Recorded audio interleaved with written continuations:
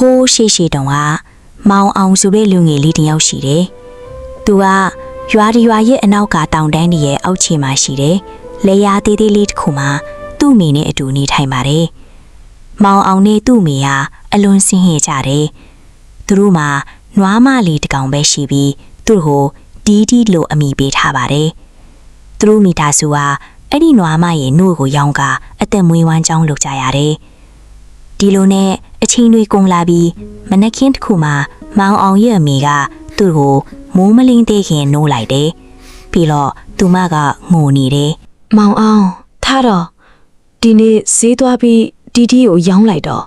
ဘာလို့လဲအမေဘာဖြစ်လို့ရောင်းမှလဲအမေ အိမ်ပြင်ဖို့ပတ်စံလိုတယ်ခေါင်းမိုးတွေကပေါက်နေပြီပတင်ပေါက်တွေလည်းကျိုးနေပြီအိမ်တကားတောင်မရှိတော့ဘူးစောင်းရသည်ရောက်ရင်အေးချောင်တေသွားနိုင်တယ် မောင်အောင်ကအိတ်ယူပြီးနွားမလီဒီကိုခေါ်ကဈေးဘက်ထွက်လာတယ်။အိမ်တကာကထွက်ချင်မှသူ့အမေကအော်ပြောလိုက်တယ် အနည်းဆုံးရွှေတွေငါးပြားတော့ရရမယ်နော်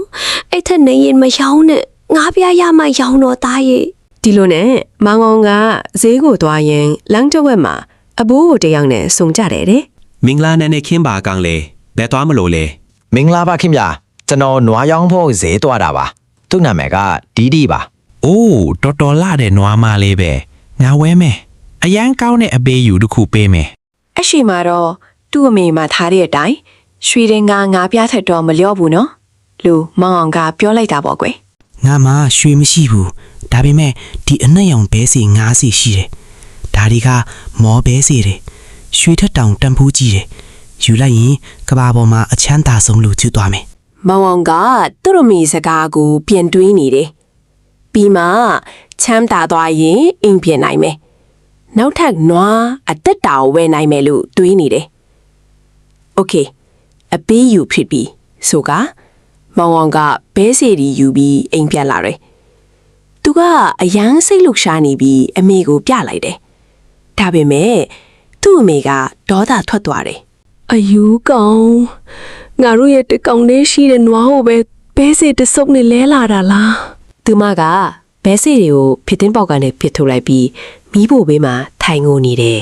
။မောင်အောင်ကအယမ်းစိတ်ပြတ်သွားတယ်။သူ့အခန်းထဲဝင်ပြီးတခါပိတ်လိုက်တယ်။အခုသူတို့မှာနွားလည်းမရှိတော့ဘူး။ပို့ပြီးစိမ့်ရသွားပြီ။နောက်တစ်နေ့မနက်မှာမောင်အောင်ကဖြစ်တင်းပေါက်ဖွင့်ကြည့်တော့အန်အောစရာတစ်ခုတွေ့လိုက်တယ်။ဘဲစီပစ်ထားတဲ့နေရာကနေအစင်းရောင်ဘဲပင်ကြီးတစ်ပင်ပေါက်နေလေ။အပင်ကမိုးတိမ်တွေထိတက်သွားတာကိုတွေ့ရတယ်။ဒါတွေကမော်